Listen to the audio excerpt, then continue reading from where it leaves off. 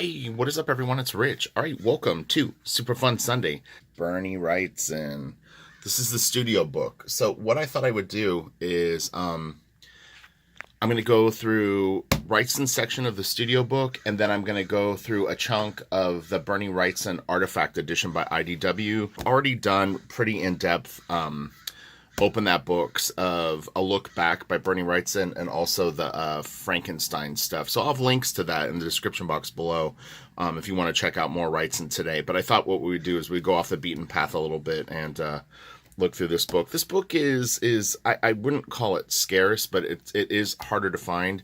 And it's hard to find in as good of condition as this one is. My binding is still intact, which is very rare for these books. A lot of them crack, and it cost me $150 when I originally bought it. He said fine condition. It's actually much better than that, but I'll take it.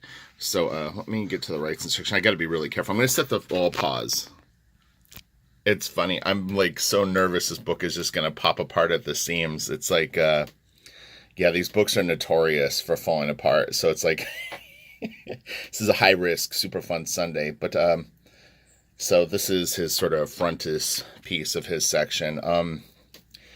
The book has Barry Windsor Smith, Michael Kaluta, Jeffrey Jones, and Wrightson, and they were all studio mates for approximately a year or so, and they were all really, really good, and they're all, honestly, all very, very huge inspirations for me, and, you know, they set the bar, I think, in a really cool way. It's going to be very, very rare that you see talent like this come into comics that actually will knuckle down, and especially now, do actually traditional art at this level. But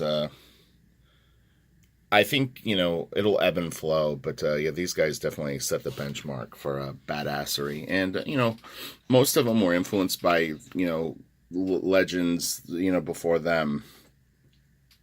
Frazetta, Jack Kirby, you know, illustrators like Franklin Booth and Joseph Clement Cole, got fine art and illustration. I mean, they really, really, you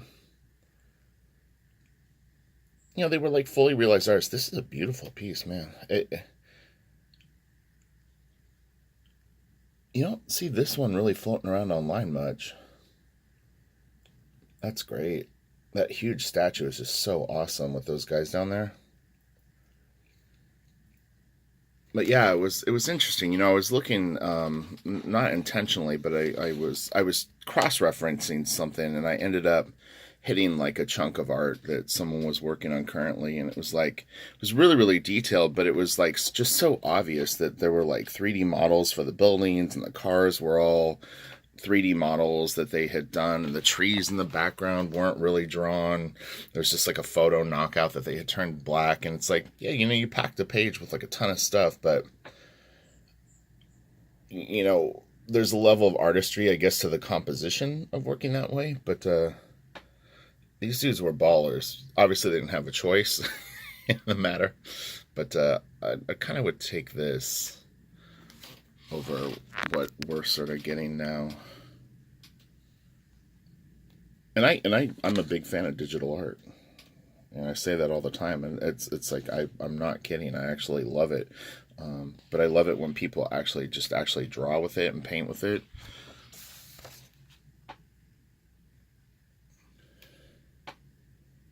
So it ends up being more of a traditional medium, just done in a digital way, with the perks of digital, you know. You've got, you know, your layers or tracing paper and whatnot. Man, this is so cool.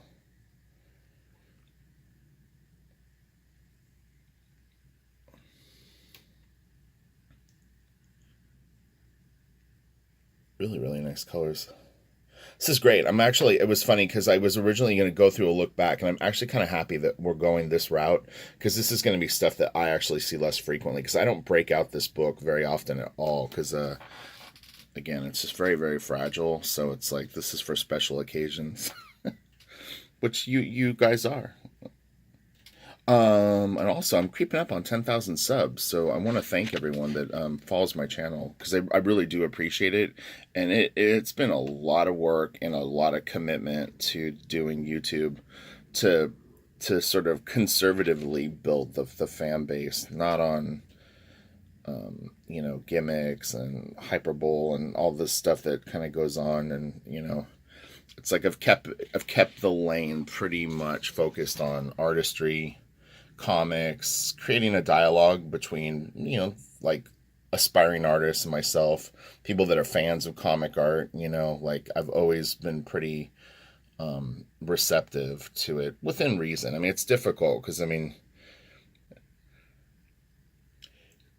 so Wrightson, it's interesting because some of the influences on Bernie, I think, were etching artists, but he ended up doing it, with pen and ink, and not the reverse. I know sometimes when people will see art like this, they not with Wrightson, but they might go like, is it white on black, or is it, because there's so much black, so much detail that they're not sure the process, but this was done with brushes and pens. And there's people that have more of the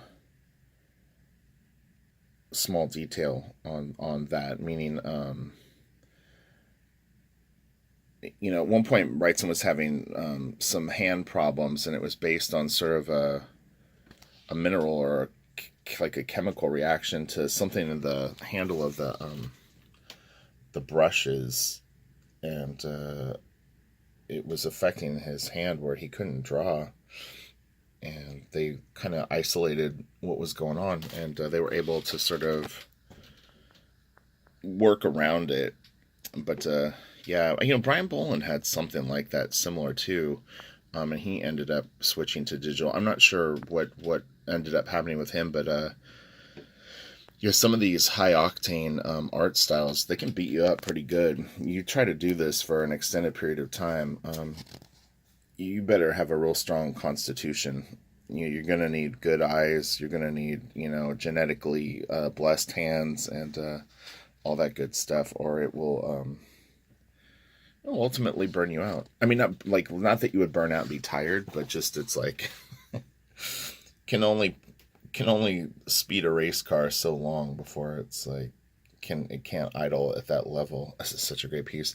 I actually very, very early, I don't think I was professionally drawing comics yet, but it was like the transition from being a fan who was starting to collect stuff. I actually did a recreation of this piece for myself.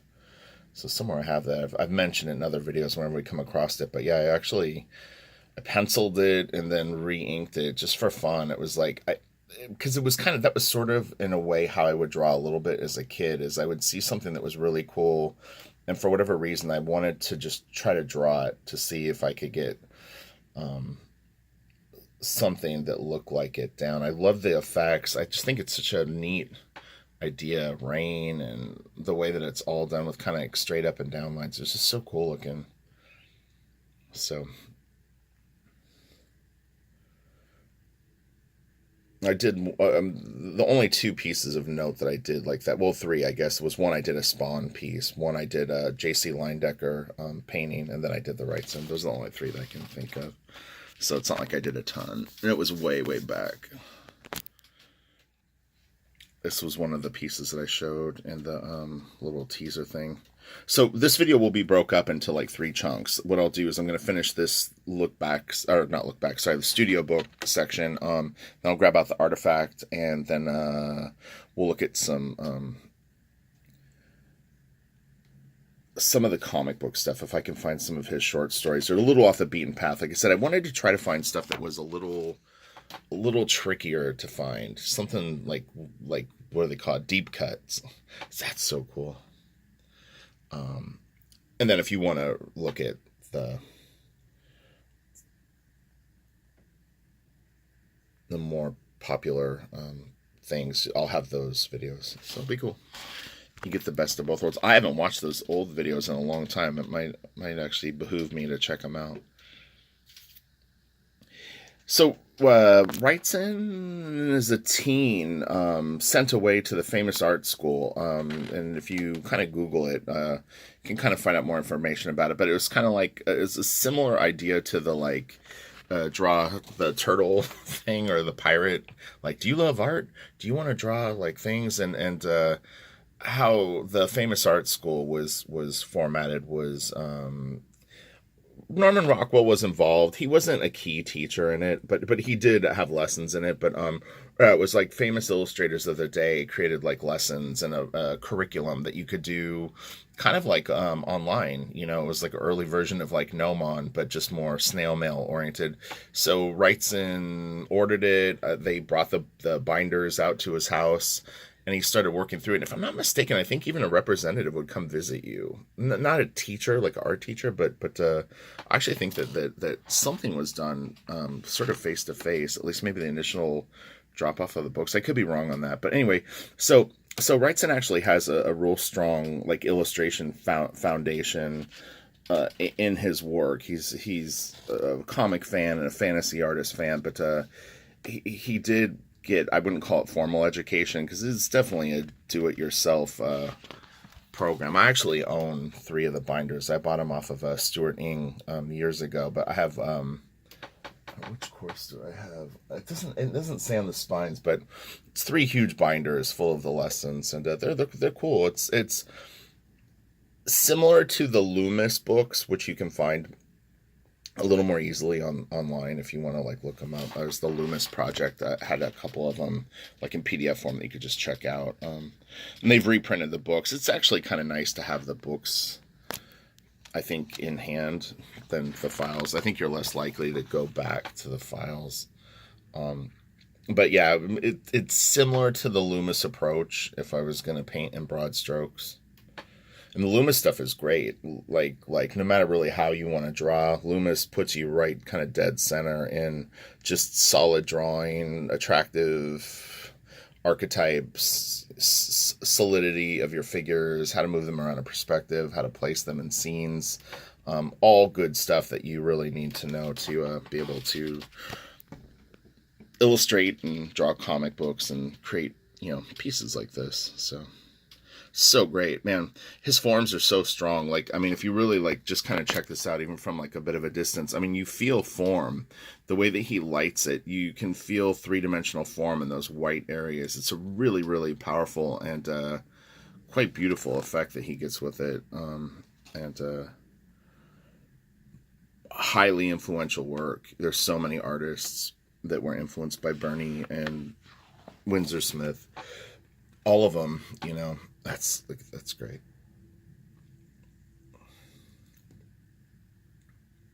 It's a great design for a dragon too. Like, it really looks cool. It's got a little bit of like a Don Bluth kind of thing, or not Don Bluth. Am I thinking the right name? I love the hands, like the shape of the head, and then those hands crossing right there is such a great little gesture. And here's like, I guess, the final. You can see he just kept layering in colors. Actually, we can go back. Let's check this out for a second. Okay, so went from the black and white drawing to his cools. Little bit of the warmer colors, and then the final piece. So it's interesting. Oh man, the smoke is really cool. Those smoke rings are great. I didn't even notice that on the first pass. And it's interesting too, is you see they're not here. That's really cool. Oh, it's coming out of his nose. I was funny. Like I said, when I'm shooting through the camera, I get like kind of like myopic with things. I'll be like focused on like, something here, and I'm not looking here, but it's actually coming out of his nose. That's great. That's really funny. And his eyes, look, he's totally like looking this way. That the people are sort of sneaking up on him. Yeah, they're trying to steal his treasure. I wasn't seeing this story. This is a really influential piece. I've seen a few drawings that are, it might be different content, but definitely inspired by this piece. It's so cool. The lighting on this thing is great. Man, it's so cool.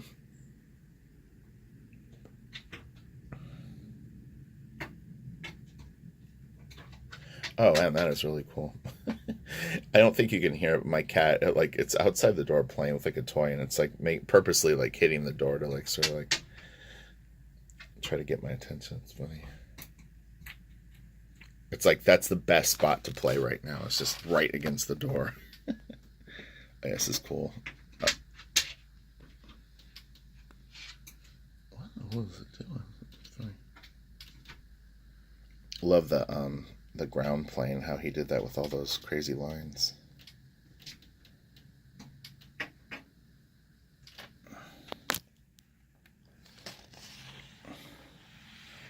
But yeah, it's interesting. This is a nice big 2-page spread of this. This book is pretty big. It's almost the size of like a record, like an LP, like 12 by 12. So when you have it open, you've got like a 12 by 24 kind of spread going on. But yeah, I hope, you know, over the next like 5 years that we start to see a little bit more of a kind of circle back around to this sort of traditional work. I just think it's more interesting. I really do.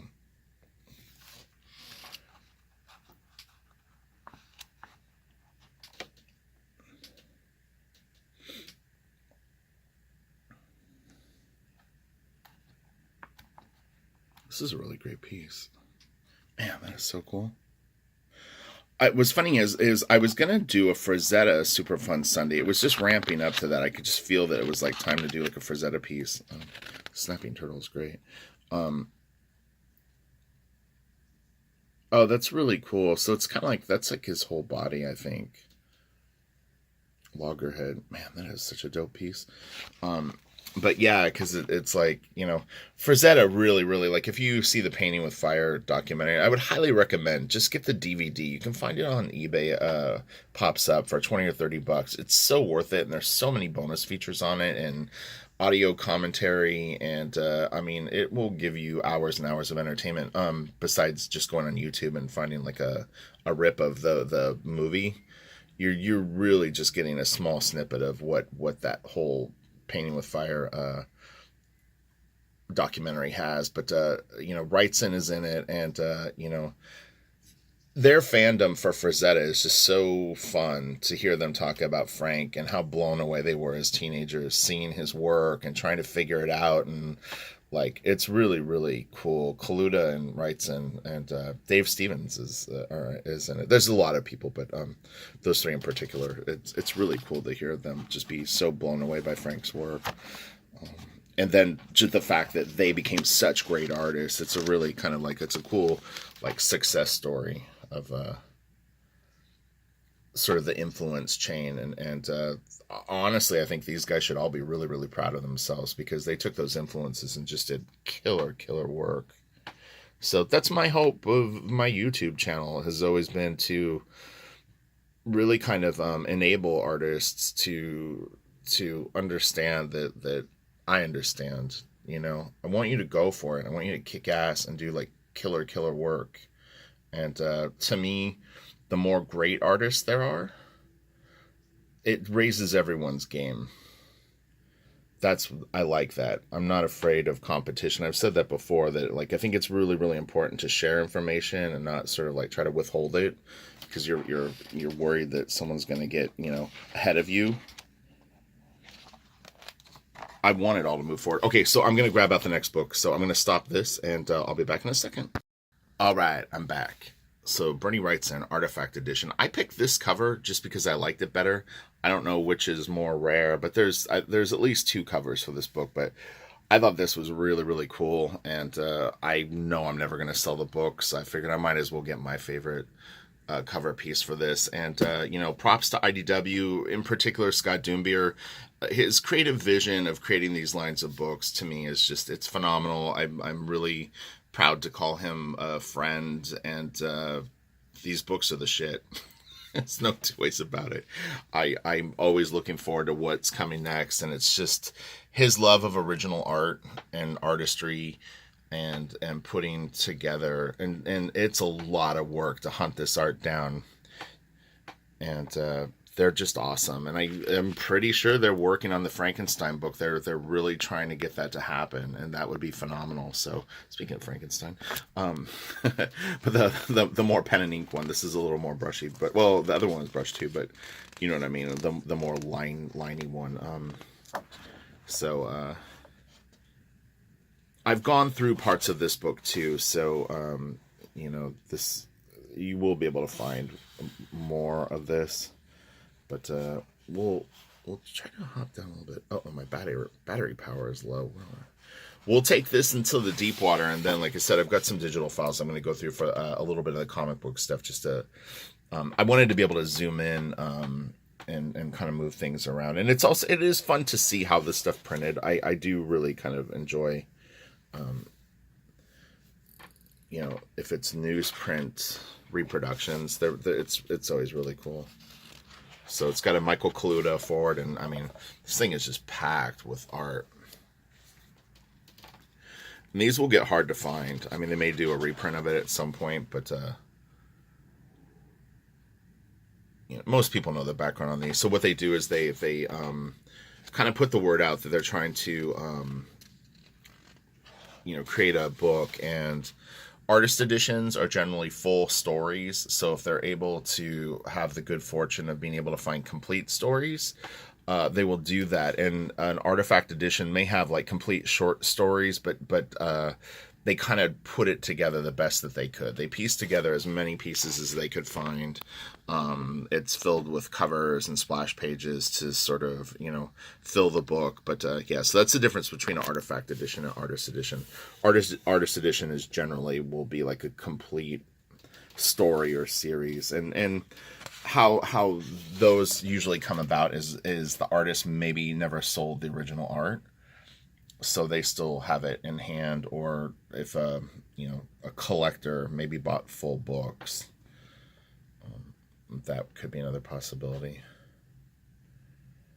Either or, it's always a shame if it's missing a page, but like for the Frankenstein book in particular, I was always of the mindset that if there was 100 pieces and they could only find 70, I would be more than happy with a book with 70 pieces, and they could fill the back of the book with other pieces that maybe kind of peripherally relate to the Frankenstein stuff that was leading up to it or right after, what was the evolution into that style. And there's a lot of angles that you could take to, if you needed it to be a certain page count, you could get it there. I'm not a big fan of photo stats when they use that. There's some books will have like a small photocopy of the page or something like that. I would just prefer to keep it with art, but it's tricky when you're trying to publish these books. It's really cool. Really, really beautiful inking in there. Man, it's nice. Yeah, this should get your day going good. Okay, so we're gonna skip to the middle of the book, just to see different stories and different pieces, and we'll just kind of because my camera is gonna get low on batteries, we'll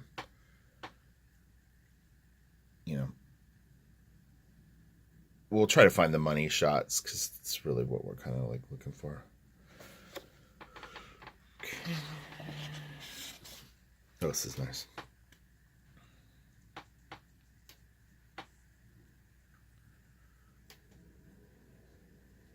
Oh, that's really cool.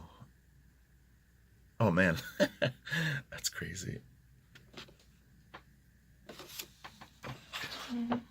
Ooh. This stuff is always so cool looking.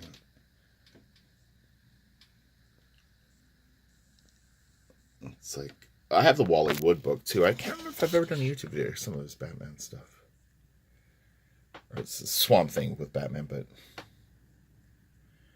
yeah, the Wally Wood book is really, really cool. I got that a long time ago. That might have been, I'm trying to think what my first artist edition was. This is a great panel.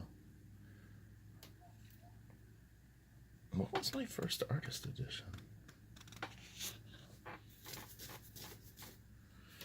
It might have been the Wally Wood book. That's crazy too, because I don't really know Wally Wood's work that well. As funny as that sounds, I mean, I just knew that he was really, really good, and I was like, man, if you were ever going to look at someone like Wally Wood's work, you might as well look at it in a gigantic book that scanned off the originals. I think that was sort of my rationale. Oh yeah, these are really cool. So it's got the pencil. Look at that. So nice. And this just shows you too that okay, so I mean, this could be inked I mean, it could be inked literally like something that you would do today, or different styles that were going on at the time when he drew this. But then you see like how Wrightson handled it, and it's like you really realize like how visionary his style was, like how he really kind of had a look in his mind that he wanted. It was that kind of vintagey feathering and hatching and stuff. It's really, really cool. But these drawings are great. They're so solid and they're so well done. And they're exciting poses too. Really, really good positioning of things to make it like it has a lot of energy and action.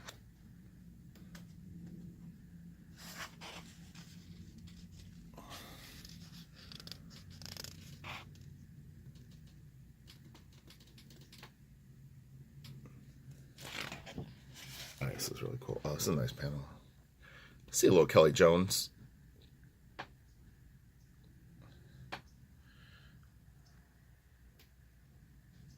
Man, that is really cool.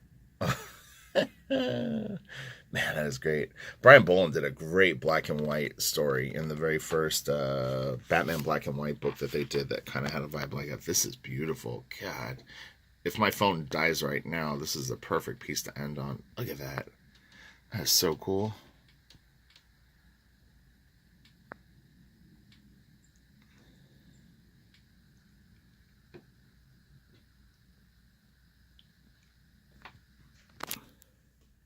Yeah, that is just great.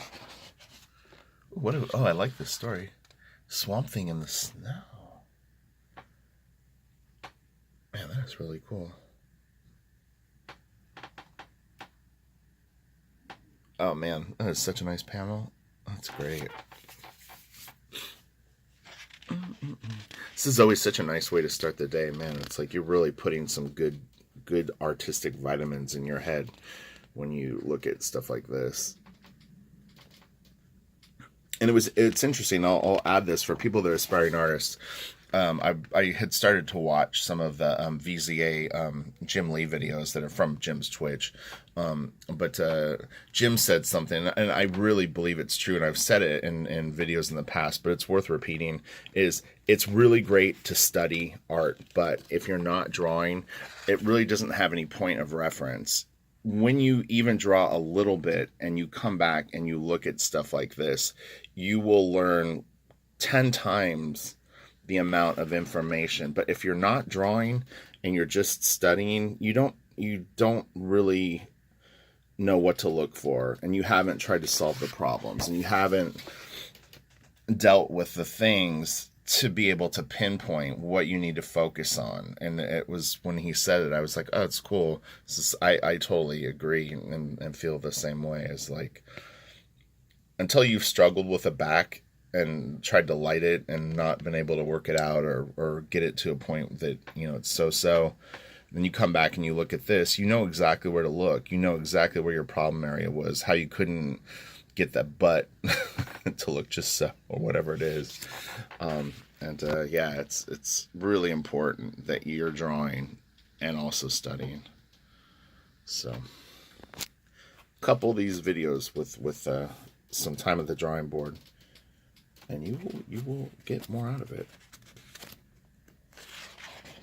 Oh man, this is cool. Wow, this is great. What a crazy design. That's funny. He's really cool looking. Man, that is really neat.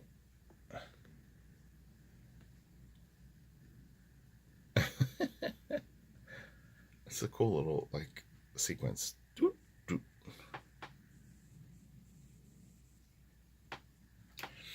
I've been looking at some old Jack Kirby art, and man, nobody does like creepy monsters like Jack. It's so funny. He's like, Jack was an interesting artist for me because I didn't, when I first saw his work, I could tell that he was really good, but I think,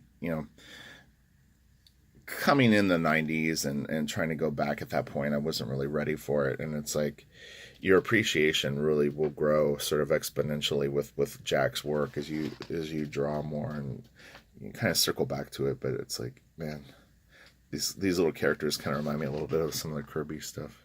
Guys, this is great. Whoever owns this page is stoked. This is such a good page. Look at this. Oh, it's soaking the whole page. But yeah, man, that is a winner. Woo.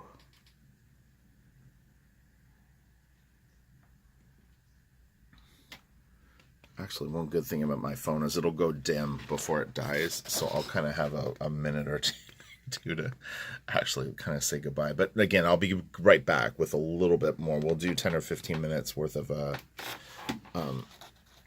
if I can find some like House of Mystery or whatever this stuff is. Like, I grabbed some things. I'll flip through really quick and see if I can find Wrightson's stories, short stories. So they're pretty cool. These guys left behind a lot of gems. I kind of joke about that and say that you have like sort of a couple of options as an artist, but when you do fill-ins, you can really try to like do something special. Or some people sort of just go, it's only a fill-in, who cares? It's just a paycheck. I can knock out these 8 pages, and they don't do their best work. I definitely lean towards that. It's like, I think those smaller jobs, it's actually better to really, really do something kick-ass, and then, you know, if you're in some compilation book or whatever it is, and people flip through it, and they find your story, they'll be like, wow, this is so cool. Oh, it's only 10 pages? Damn, I want more. He needs to do more of this, or she. So yeah, leave behind gems, not turds.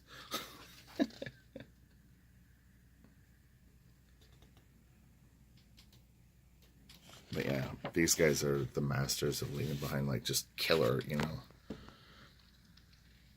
Mignola was like that, whereas like you find a pinup of Mignola in the back of some random book, and it was always just so cool, and it was always stood out, you know, if there was 4 pinup gallery. His was always like, oh man, that's cool. I want to see him draw this book.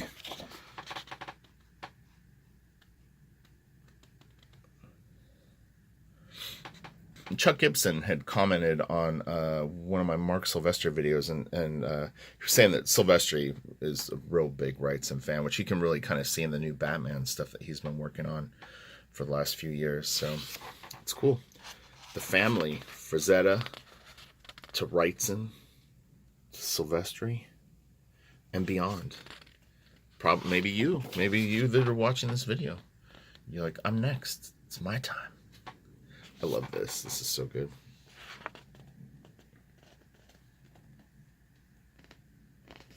It's pretty cool how some of it's still in pencil. It works well. 1971.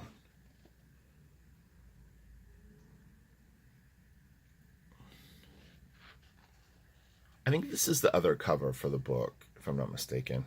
And also, I knew the piece was in the book, so you don't feel like you're missing out on anything. Oh, it's so cool.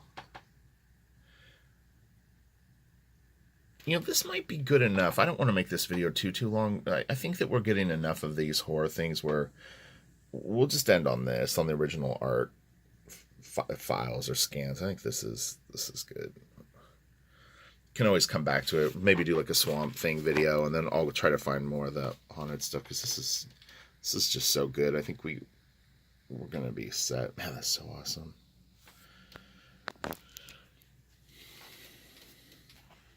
I think anything over like 35 minutes, it's a long video. I'm basically creating like an hour-long TV show at that point without ads. That's really cool. Man, this guy is so trippy.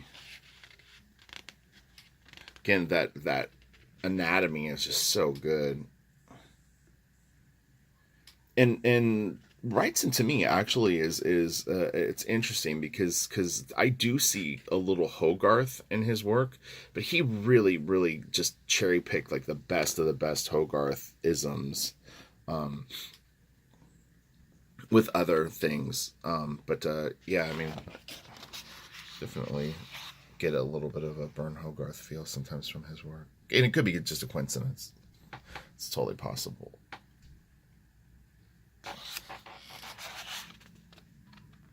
But Hogarth kind of worked in some of these styles too.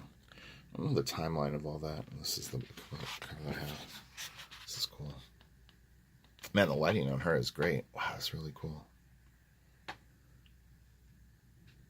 Well, again, I hope this is fun. Just in case the camera shuts off, I'm going to thank everyone. And if you can, smash the like and share this somewhere, or share a video somewhere. I would love to crack 10,000 subs. And my goal is to get it up to 15,000, and then we can start to seriously consider Blaster Kit as like a crowdfunded thing. But my numbers still, I don't think, are strong enough to really pull off something like that. So, it's kind of, it's like something that we have to build up together. And yeah, I feel like 15,000 subs, I'll be getting to the point where I have a strong enough fan base to pull off something like that. But until then, it's a little dodgy. These cats are so great. Or cat. I thought there was another one. Oh man, this is such a great piece.